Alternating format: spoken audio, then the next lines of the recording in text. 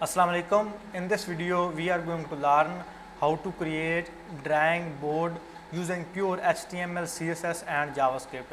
जी दोस्तों, इस वीडियो में आपको बताऊंगा कि किस तरह से आप ये ड्राइंग बोर्ड बना सकते हो HTML, CSS एंड जावास्क्रिप्ट की मदद से। इसके ऊपर मैं राइट कर सकता हूँ। इस तरह से आपको मैं दिखाऊंगा। मैं यहाँ पे बी लिखूँ। अभी मैं ज़्यादा थोड़ा मेहनत नहीं कर रहा, थोड़ी सी आप मेहनत करोगे तो थोड़ा अच्छे से इसको ड्रॉ कर सकोगे, क्योंकि ये ड्रा हो रहा है माउस से। तो अब मैं क्या करता हूँ, यहाँ से इसका अलग कलर सेलेक्ट करता हूँ। तो ए इसका मैं और कलर से सिलेक्ट करता हूँ, और जो नेक्स्ट बी है वो और कलर का। यहाँ से हम अपनी मर्ज़ी का कलर चूज़ कर सकते हैं, और जिस तरह से हम पेंसिल को मूव करते हैं इस तरह से हम माउस को मूव करके और लिखना, जो भी हम लिखना चाहें, जो भी ड्रॉ करना चाहें वो हम कर सकते हैं। और यहाँ से हम इसका साइज़ जो है वो कंट्रोल कर सकते हैं। अगर इसका कम साइज़ करना चाहें तो वो भी हम कर सकते हैं। जिस तरह से मैं अगर जितना कम साइज़ करता जाऊँगा उतने कम साइज़ की हमारे पास जो पेंसिल है वो लगाता जाएगा इस तरह से। और जो लास्ट है वो ए है, 1 है। तो ये इसका 1 है, और मैक्सिमम आप इसका जितना मर्जी लेके चले जाओ 50 तक। इससे बड़ा करना चाहो तो भी आपको बताऊंगा किस तरह से आप इससे बड़ा जो है वो बना सकते हो। तो आई होप आपको ये वीडियो पसंद आएगी। और इसमें एक और चीज़ आपको मैं सिखा रहा हूँ, वो है कस्टम माउस, कस्टम कर्सर। कि किस तरह से हम कस्टम कर्सर बना सकते हैं, जो मैंने आपको प्रीवियस एक वीडियो में बताया था कि किस तरह से हम कस्टम कर्सर बना सकते हैं। और उसमें मैंने आपको एक प्रोजेक्ट दिया था कि आपने कस्टम की जो कर्सर है उसकी जगह आपने इमेज को यूज़ करना है। उसमें मैंने आपको HTML, CSS की मदद से डिज़ाइन करना सिखाया था। इसमें इमेज भी यूज़ कर रहा हूँ। या देखें कि पेंसिल की इमेज ये भी मैं यूज़ कर रहा हूँ। तो इसमें आप एक तो ये बोर्ड सीखोगे, और साथ में कस्टम कर्सर जो आप अपनी मर्ज़ी से जो आप डिज़ाइन देना चाहो अपने कर्सर को दे सकते हो। तो लेट्स गेट स्टार्टेड। तो इसके लिए आता हूँ अपने कोड एडिटर में, और साथ में इसका लाइव प्रीव्यू ओपन करते हैं। इसकी HTML और CSS की कोडिंग मैंने पहले से लिख लिया है, जिस तरह से मैं हर वीडियो में करता हूँ, क्योंकि ये बेसिक चीज़ होती है। ये आपको देखते ही समझ जाएंगे और आप खुद से इसको राइट कर सकते हो, क्योंकि HTML और CSS जो है वो बिल्कुल बेसिक चीज़ें हैं। ये जो वीडियोज़ हैं ये उन बेसिक से थोड़ा सा आगे की हैं। तो इसलिए आप HTML, CSS जो है वो हर वीडियो में मैं आपको सिर्फ दिखा दिया करूँगा, समझा दिया करूँगा, वो आप खुद से लिख लिया करोगे, क्योंकि ये असल रियल टाइम जो क्लास है ये जावास्क्रिप्ट की क्लास, इसमें ज़्यादा फोकस जो है वो जावास्क्रिप्ट पर होगा। इसमें सबसे पहले कैनवस का टैग हमने लिया। कैनवस को ID दी कैनवस, इसको विड्थ दी 1100 और हाइट दी इसको 700। ये इसकी है पिक्सल 1100 पिक्सल, और जो हाइट है इसकी 700 पिक्सल। यहाँ पे तो ऑफकोर्स कम आएगा क्योंकि ये जो साइज़ है वो कम है।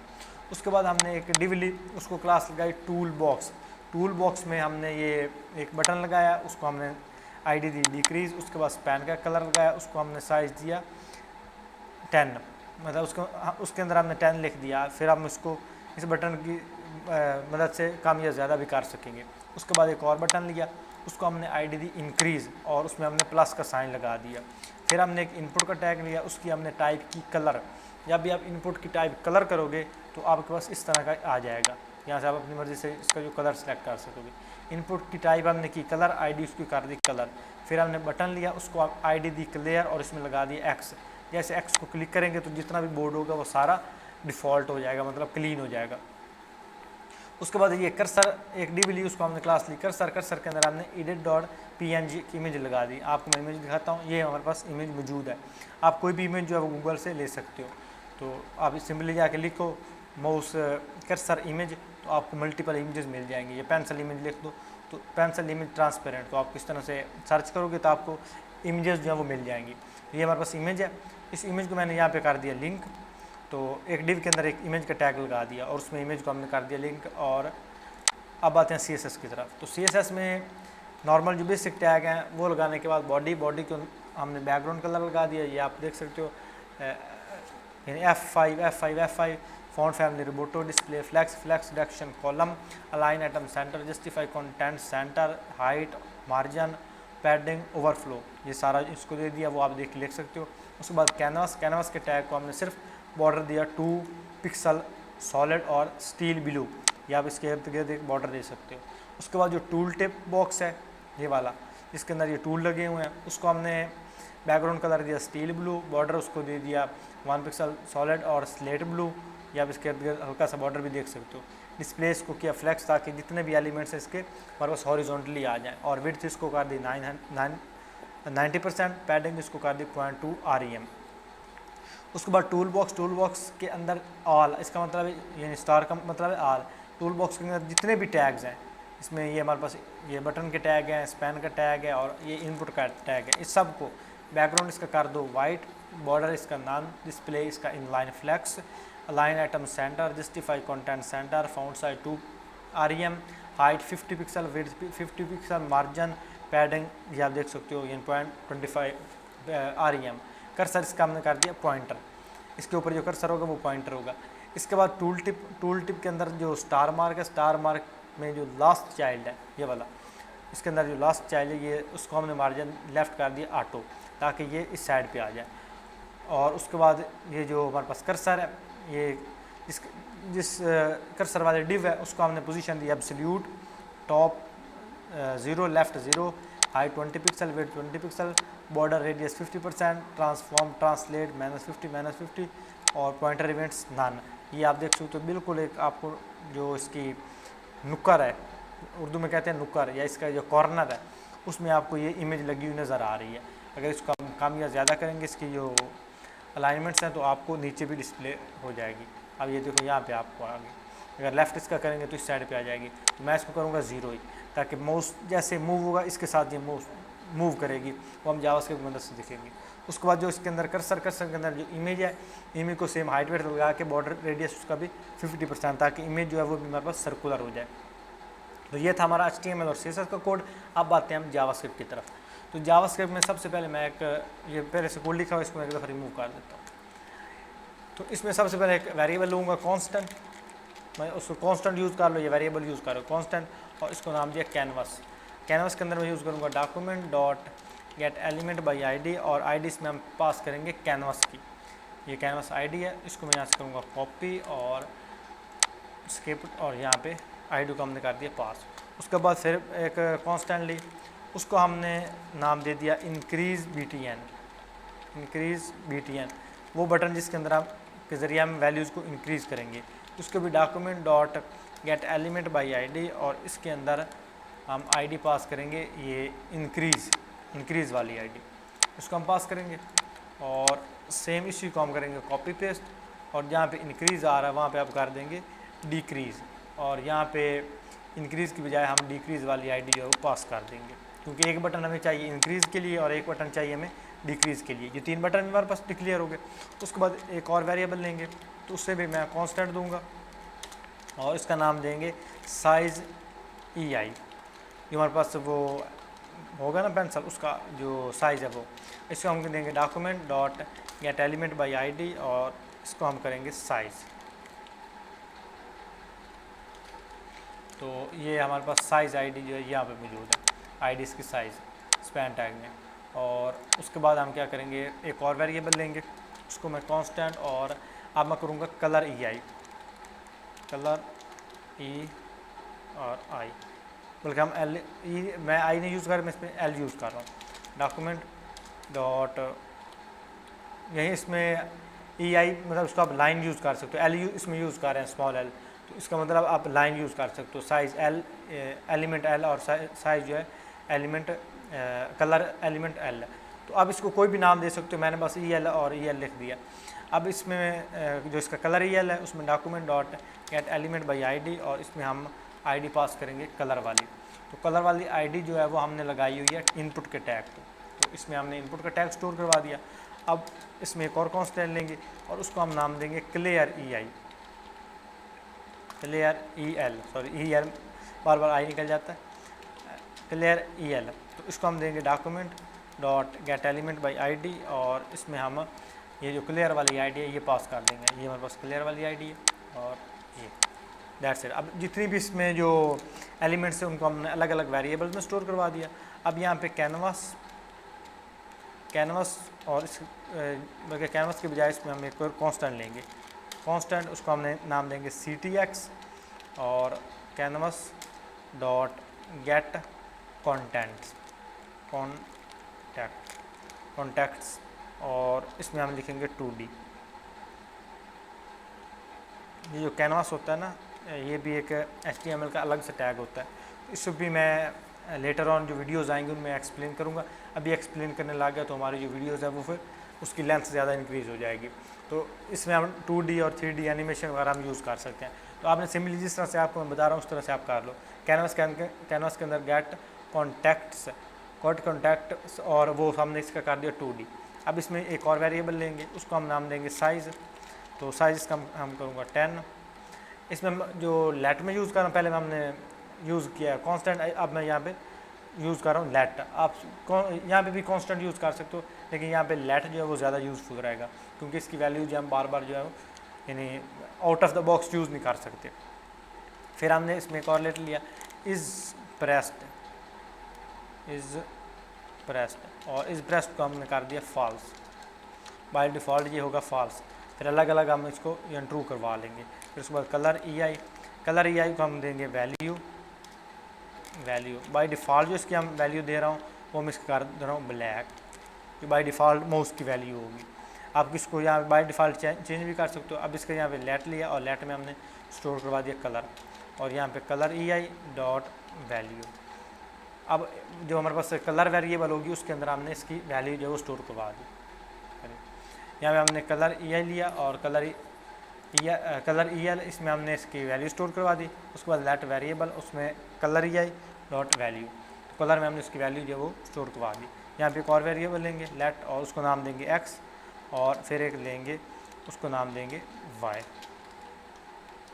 और यहाँ पे अब canvas dot add event listener, और इसके ऊपर हम इवेंट लगाएंगे माउस डाउन, कि जब भी माउस डाउन हो तब यहाँ पे क्या हो, एक फंक्शन परफॉर्म हो जाए। यहाँ पे एरो फंक्शन में यूज़ करूँगा। अब यहाँ पे पहले मैं अलर्ट लगा के चेक करता हूँ कि आया कि ये फंक्शन काम कर रहा है कि नहीं। हाँ, फंक्शन काम कर रहा है। और अगर यहाँ पे मैं ई लगाऊँ, इसका पैरामीटर ई, ठीक है, परफेक्टली काम कर रहा है। तो यहाँ पे इंस्टेड ऑफ अलर्ट मैं यहाँ पे लगाऊंगा इज़ प्रेस्ड ट्रू। यहाँ पे जो इज़ प्रेस्ड है वो कर दो इसका ट्रू, और एक्स जो वेरिएबल है वो इसका कर दो ई डॉट, हम इसको कर देंगे ऑफसेट एक्स। एक्स जो इसका हम करेंगे element offset x. Element offset का मतलब है कि जिस साइड में जो माउस मूव करेगा उस इतना उसका ऑफसेट एक्स कर दो, यानी हॉरिजॉन्टली। और यहाँ पे आप फिर वाई करेंगे, वाई में इसका उल्ट होगा ई डॉट ऑफसेट वाई। इसमें हम ये स्टोर करवा लेंगे। अब यहाँ पे फिर अलर्ट लगा के इसका जो एरर है वो चेक कर लेंगे, ठीक है। जब भी आपने कोई जो है ना वो कोड चेक करना हो जावास्क्रिप्ट में, तो लास्ट में एक सही लाइन लगा दो, क्योंकि जावास्क्रिप्ट का कोड इस तरह से काम करता है कि अगर कोड हम लिख रहे हैं ना, तो जहाँ पे भी कोड इसका ब्रेक होगा, जहाँ पे भी कोई गलत लाइन लिखी होगी, जहाँ पे मिस्टेक होगी, उसके बाद वाला जो कोड है ये रन नहीं करेगा। तो इसलिए यहाँ पे हमारे पास कोड, हमने इतना कोड लिख लिया। अब इसको टेस्ट करने के लिए इसके बाद एक लाइन लगा दो सही वाली। अलर्ट हमने लगा दिया, वो एक लाइन परफेक्ट थी, तो उसने हमें टेस्ट करके बता दिया। अब इसके अंदर एक और हम लेंगे इवेंट, उसमें हम देंगे canvas sorry dot add event listener, और इसमें हम इवेंट इससे देंगे माउस अप। जब माउस अप हो तो तब भी सेम हम यहाँ पे एरो फंक्शन यूज़ करेंगे, कि तब इसमें एक और फंक्शन यूज़ हो। इसमें हम इस प्रेस्ड हम इसका कर देंगे फॉल्स, और एक्स जो है इसका हम कर देंगे अनडिफाइंड, और वाई भी इसका कर देंगे अनडिफाइंड। एक्स वाई हमने यहाँ पे इसका अनडिफाइंड कर दिया। अब यहाँ पे भी हम अलर्ट लगा के इसको चेक कर लेंगे, ठीक है। अभी यहाँ पे इसका अलर्ट जो है परफेक्टली काम कर रहा है माउस अप करने पर। माउस अप का मतलब इस तरह से, अब यहाँ पे क्लिक किया तो यहाँ पे अब क्लिक करने के ऊपर जैसे इसको अप करूँगा तो साथ में ये हमें अलर्ट जो है शो करवा देगा माउस अप पे। और उसके बाद यहाँ पे कैनवस, फिर इसमें हम एक और लेंगे event canvas dot add event listener, और इसमें हम इसको देंगे यहाँ पे माउस मूव, कि जब माउस मूव हो, माउस MOU माउस मूव। और यहाँ पे सेम हम इसको फंक्शन देंगे कि ई मतलब एलिमेंट, और यहाँ पे हम कंडीशन लगाएंगे इफ़ इज़ प्रेस्ड। अगर वो माउस हमारा प्रेस होता है तो एक कांस्टेंट लो, एक वेरिएबल ले लो, समझ लें इसे हम कांस्टेंट कहेंगे x2 और ई डॉट इसमें ऑफसेट x जो है वो स्टोर करवा दो। फिर एक कांस्टेंट लो, उसको हम नाम देंगे y2 और इसमें ई डॉट ऑफसेट y, और यहाँ पे हम लेंगे एक फंक्शन, हम इसको लगाएंगे। अभी यहाँ पे इसको इतना लगा के तो मैं इसे चेक कर लेता हूँ, यहाँ पे अलर्ट लगा के इसको चेक कर लेते हैं। ठीक है, यहाँ पे काम कर रहा है। यहाँ पे अगर आपको इशू चेक करना हो ना, यहाँ पे अगर मिसाल को कोई मिस्टेक करूँगा तो मैं इंस्पेक्ट एलिमेंट करके कौन सा एलिमेंट चेक कर सकता हूँ। दोबारा यहाँ पे रीलोड करते हैं। यानी अब वेरिएबल प्रेस्ड होगी तो इसमें हमने कांस्टेंट ले लिया x2 y2। पहले हमने ई का जो ऑफसेट x था वो हमने वेरिएबल में स्टोर करवाया था y और x और y में। यहाँ पे हमने करवा दिया x2 और y2 में। तो ये अलग अलग डिफरेंट समझ लें वेरिएबल्स हैं। और यहाँ पे हम जो फंक्शन इसमें लगाएंगे वो हम यहाँ पे लगाएंगे ड्रा सर्कल।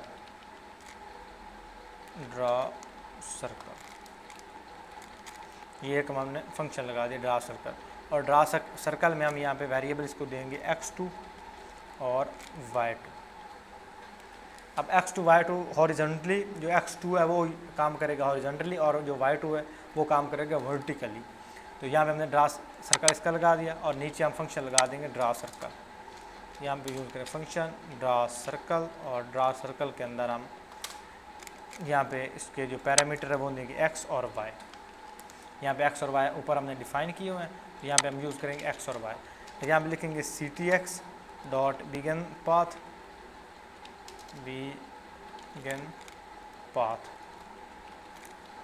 अब ctx के अंदर हमने 2D एनिमेशन स्टोर करवाई है, जिससे मैंने आपको बताया था कि कैनवास से हम 2D एनिमेशन यूज़ करते हैं। तो यहाँ 2D या 3D यूज़ कर सकते हैं। यहाँ पे ctx और ctx के जो है उसके ऊपर हमने लगाया बिगिन पाथ। तो जो कैनवास है ये इस तरह से काम करता है कि इसका पाथ भी स्टार्ट करना पड़ता है, इसको अलग से स्ट्रोक भी देना पड़ता है। अगर आपने अडोबी इलस्ट्रेटर यूज़ किया है तो उसमें हम स्ट्रोक देते हैं, जो हमारे पास माउस होता है ना कर्सर, उसको हम स्ट्रोक देते हैं। तो यहाँ पे ctx बिगिन पाथ, इसका पाथ स्टार्ट हो गया। अब यहाँ पे ctx डॉट आर्क, और आर्क में हम यहाँ पे देंगे x comma y comma size, जितना भी हमने जो साइज़ वाले वेरिएबल उसमें उसको साइज डिफाइन किया हुआ है, और 0। और यहाँ पे हम इसको देंगे मैथ डॉट पाई हम यूज़ करेंगे इसमें, और साथ में उसको हम मल्टीप्लाई करवा देंगे 2 के साथ। और यहाँ पे फिर इसके हम यूज़ करेंगे ctx dot fill colour, fill style हम इसका करेंगे कलर, और नीचे हम इसको देंगे ctx डॉट फिल, और यहाँ पे इसको हमने कर दिया ख़त्म। अब सेव किया, अब इसके ऊपर हम क्लिक करेंगे। अब यहाँ पे मैं क्लिक करता जाऊँगा तो वहाँ पे इसका समझ लें जो डॉट है वो बनता जाएगा। सिर्फ क्लिक नहीं करने से, सिर्फ क्लिक से नहीं होगा, क्लिक करके माउस को मूव करूँगा, क्योंकि यहाँ पे हमने इमेज दिया हुआ माउस मूव। तो जितना इसको माउस मूव करूँगा इतना इसके जो है वो ये जो समझ लें एक पाथ है, सर्कल है, वो ड्रा होते जाएंगे। अब ये तो इसके हैं सर्कल। अब इंस्टेड ऑफ सर्कल मैंने यहाँ पे लाइन भी ड्रा करवानी है। तो सेम ड्रॉ सर्कल के बाद मैं इसमें एक और लगाऊंगा function draw line. Instead of circle मैं यहाँ पे लिख दूँगा लाइन, और लाइन के अंदर हम सारी जो इसकी वेरिएबल्स हैं वो यूज़ करेंगे x, y, और इसके पैरामीटर्स हम देंगे, और x2 और y2 सारी हमने इसमें जो वेरिएबल थी वो हमने पाथ जो थे इसके हमने दे दिए, वो सारे इसके हमने एज अ पैरामीटर डिफाइन कर दी। यहाँ पे ड्रा लाइन वाला फंक्शन कॉपी करूँगा और यहाँ पे नीचे लिखूँगा फंक्शन और ड्रा लाइन के अंदर हम x1 और इसका जो ये फर्स्ट पैरामीटर वो हम होगा x1, और फिर होगा इसका हम देंगे y1 और फिर x2 फिर y2। तो ये हमने इसको पैरामीटर्स के दे दिए। इसमें हम देंगे ctx डॉट बिगिन पाथ, यहाँ पे इसका भी हम पाथ स्टार्ट करेंगे, और ctx डॉट मूव और मूव इसका करेंगे मूव टू, ये मूव करे किसकी तरफ, x1 जो हमारे पास जो समझ लें पाथ है उस पर, और y1 मतलब जब CTX जो माउस है उसको मूव किया जाए तो x1 और y1 दोनों डायरेक्शन यानी हॉरिजॉन्टली और वर्टिकली दोनों डायरेक्शन में मूव करे। और सेम जो इसकी लाइन ड्रा हो CTX डॉट लाइन टू, जो इसकी लाइन ड्रा हो वो भी इसकी सेम हम यहाँ पे करेंगे, वो हम इसके हम स्टोर कराएंगे x2 और y2 में। इसका क्या मतलब है कि हम अगर मूव करवाएंगे तो CTX को मूव करवाएंगे तो x1 और y1 हॉरिजॉन्टली और वर्टिकली दोनों तरफ मूव करेगा, और CTX लाइन टू जो इसकी लाइन ड्रा होगी वो भी सेम यानी जिस तरह से माउस मूव करेगा सेम उस तरह से इसकी जो लाइन है वो भी ड्रा होती जाएगी। और उसके बाद मैं इसको दूंगा CTX dot stroke STROK stroke colour, अगर स्ट्रोक इसका स्टाइल लेंगे हम, कलर नहीं यूज़ करेंगे, स्ट्रोक स्टाइल, और इसको यहाँ पे दे देता हूँ रेड, बाद में इसका हम चेंज कर लेंगे। तो CTX डॉट लाइन, और लाइन यहाँ पे करेंगे लाइन विड्थ, इसकी लाइन की विड्थ कितनी हो वो हम करेंगे साइज़ वेरिएबल मल्टीप्लाई 2, और यहाँ पे CTX डॉट स्ट्रोक ये फंक्शन इसको हम यहाँ पे कॉल कर दें। अब इसको सेव किया, अब यहाँ पे करते हैं, अब जिस मूवमेंट मेरा माउस मूव करे उसी मूवमेंट में ये सर्कल भी ड्रा होगा, यहाँ देख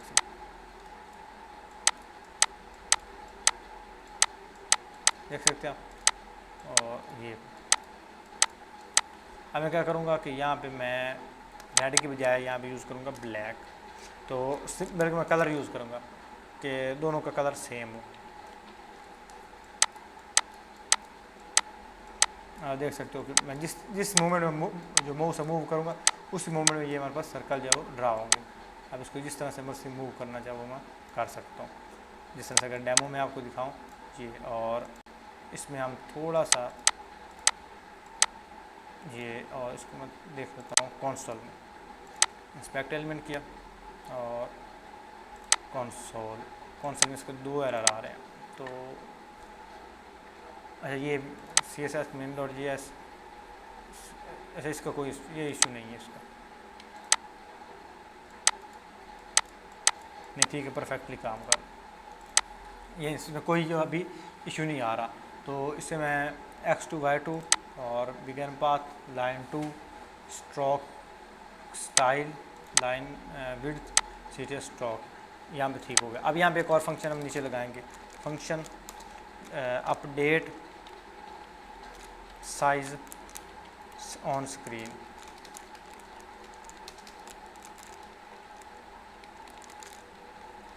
यहाँ पे फंक्शन लगाएंगे और फंक्शन में हम लिखेंगे साइज EI, जो हमारा एलिमेंट का साइज़ होगा वो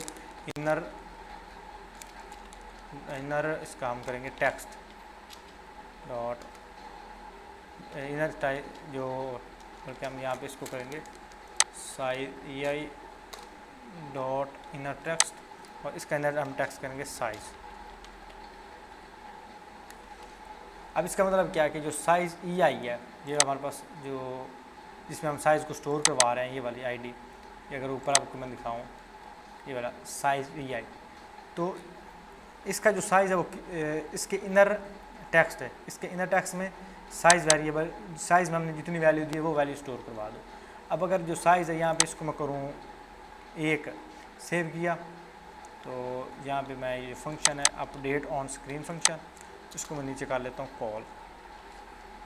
ये देखो अब उतना इसको ये वैल्यू उसने दे दी, जितना मैंने स्क्रीन जो साइज़ वेरिएबल उसमें वैल्यू दी उतनी वैल्यू उसने कर दी।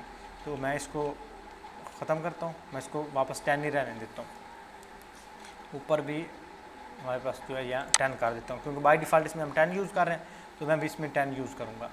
अब यहाँ पे क्या करूँगा कि यहाँ पे सिर्फ लिखूँगा increase BTN dot add event listener, increase BTN के ऊपर एक इवेंट लिस्नर लगाओ क्लिक का, कि जब इसके ऊपर हो क्लिक तो यहाँ पे एक फंक्शन हमारे पास चल जाए। तो इसके लिए मैं यहाँ पे एरो फंक्शन यूज़ किया, और इसमें मैं यूज़ करूँगा साइज़ प्लस इक्वल टू 5, इसमें 5 का इजाफा कर दो। इफ़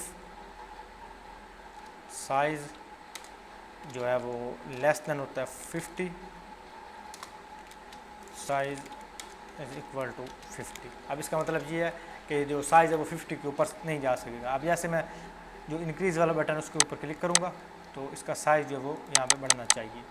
तो मैं देख लेता हूँ कि क्यों नहीं बढ़ रहा।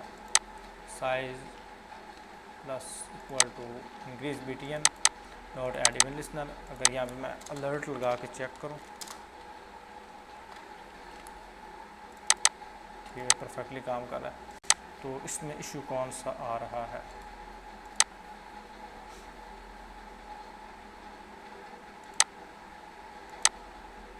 ठीक है, तो अलर्ट इसका करता हूँ ख़त्म और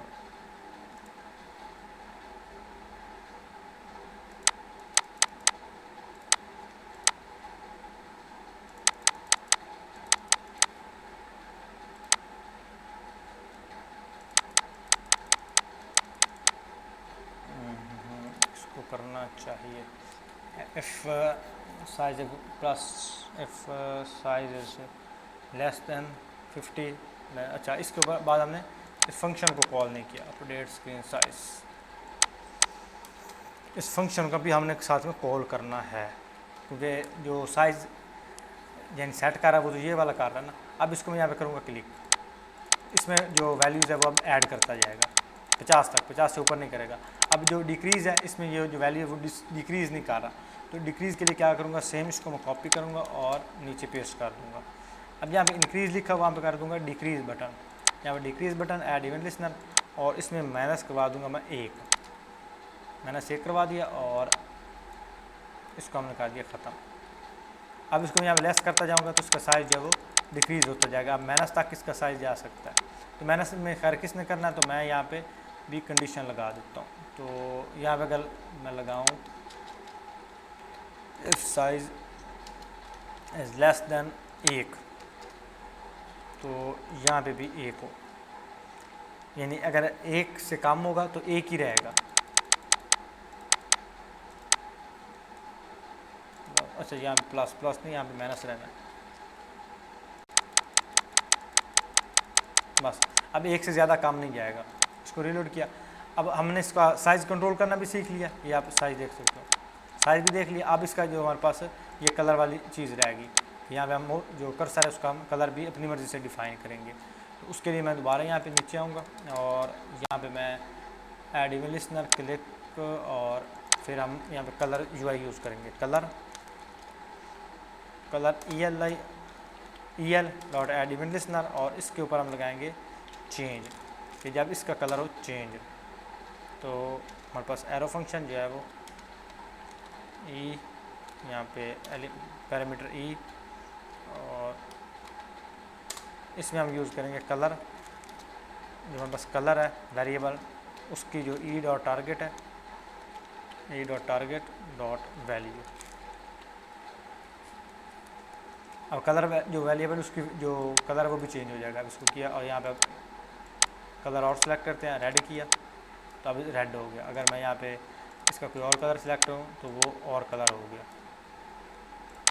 दैट्स इट। अच्छा, अब इसके बाद हमने इसका कलर भी चेंज करना सीख लिया। अब हम इसका रह गया क्लियर वाला, यहाँ पे यूज़ करूँगा क्लियर AI और डॉट ऐड इवेंट लिस्नर और इसका जो इवेंट लिस्नर है उसके ऊपर मैं करूँगा क्लिक। क्लिक इसके ऊपर हम करें तो एक एरो फंक्शन इसमें भी परफॉर्म हो जाए। तो इसमें हम क्या करेंगे, CTX dot clear rect RECT rect और इसमें हम करेंगे 0 वैल्यू 0 और फिर canvas width canvas dot width, यहाँ पे हम कैपिटल W यूज़ करेंगे। Width wow canvas dot height.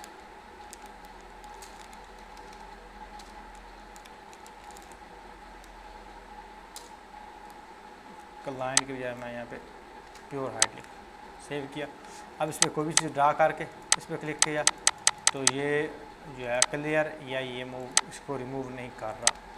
तो वो क्यों नहीं कर रहा, इसे मैं एक दफ़ा देखता हूँ। इंस्पेक्ट एलिमेंट पे कर, तो I think clear E I dot add event listener. अच्छा, इसमें हमने पैरामीटर ई नहीं दिया, ई दिया। अब इसको करते हैं। अच्छा, अब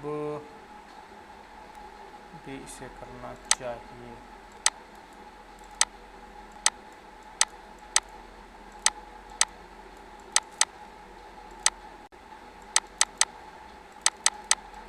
क्लियर वाला क्यों नहीं कर रहा? अगर मैं इस पर अलर्ट लगा के चेक करूं,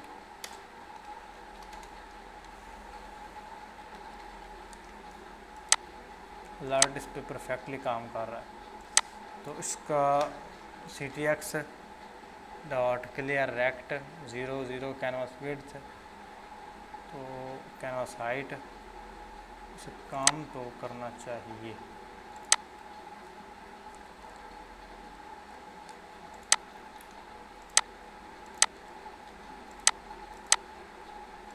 क्लियर रेक्ट,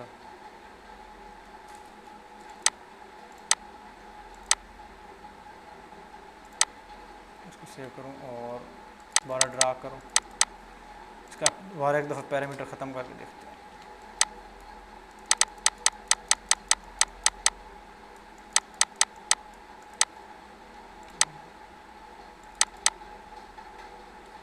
लेके dot even listener arrow function भी इसका ठीक है, क्लियर रेक्ट भी इसका ठीक है, ctx और क्लियर रेक्ट, और वो कैनवस डॉट विड्थ। कैनवास का अगर स्पेलिंग देखें तो ये भी ठीक है।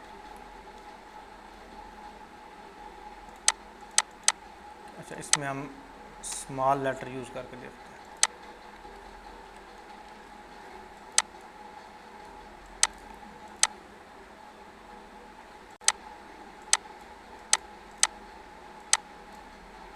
हाँ, अब काम कर रहा है। अब इसके ऊपर मैं कोई भी चीज़ ड्रा करता हूँ तो इसको ये रिमूव कर रहा है।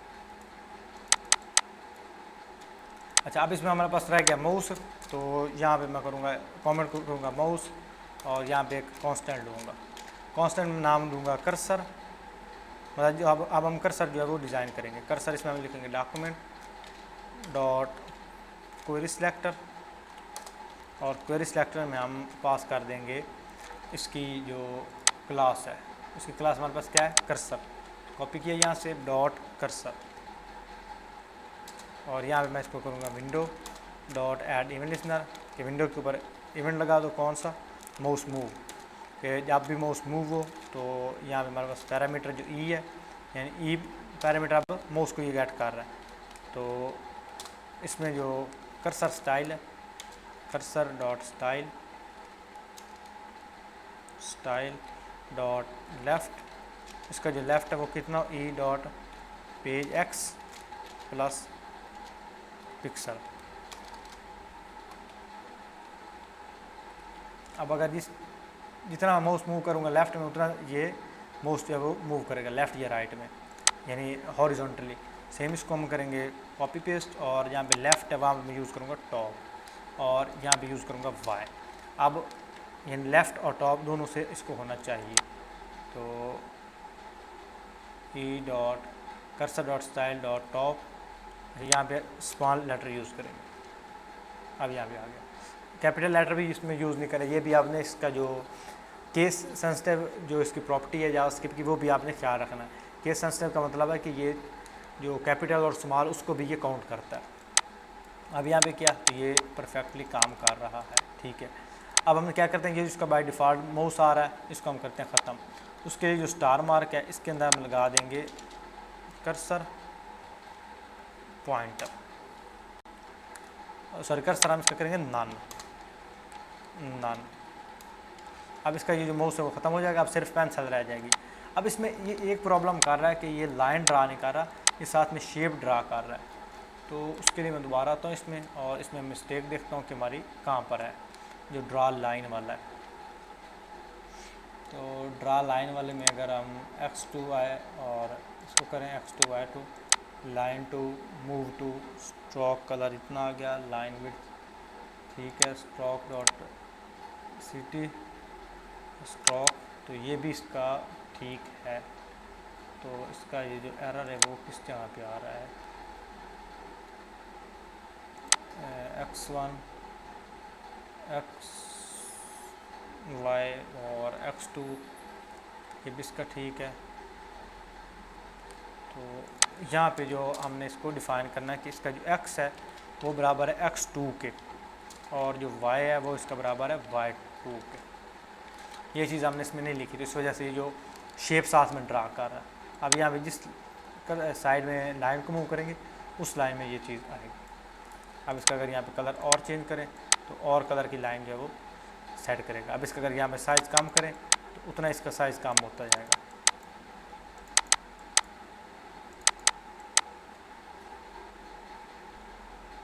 जी हाँ, सो देयर वी गो। हमने पता नहीं कितने मिनट हुए वीडियो की, मुझे नहीं इस बात का पता, लेकिन हमने बड़ी आसानी के साथ लिटिल बिट इसमें जो है वो एरर्स भी आए, जो कि आपको पता है कोडिंग में ऑलवेज़ आते रहते हैं। अगर कोडिंग में एरर्स ना आए तो इसका मतलब ये कोडिंग है ही नहीं, मेरा ये बिलीव है, क्योंकि कोडिंग में ऑलवेज़ एरर आते हैं, कोई ना कोई छोटा मोटा राज भी एरर आता है। छोटे मोटे हमारे एरर्स भी आए। तो फाइनली हमने जो हमारा डेमो था कि हमने जावास्क्रिप्ट की मदद से एक बोर्ड बनाना है, एक ड्राइंग बोर्ड बनाना है जिसके ऊपर हम कोई भी चीज़ ड्रा कर सकते हैं, वो फाइनली हमने अचीव कर लिया। तो आई होप आपको वीडियो पसंद आई होगी। अगर वीडियो पसंद आए वीडियो को लाइक करें, चैनल पे पहली बार है चैनल को सब्सक्राइब करें। इंशाल्लाह मिलते हैं अगली वीडियो में, तब तक के लिए अल्लाह हाफिज़।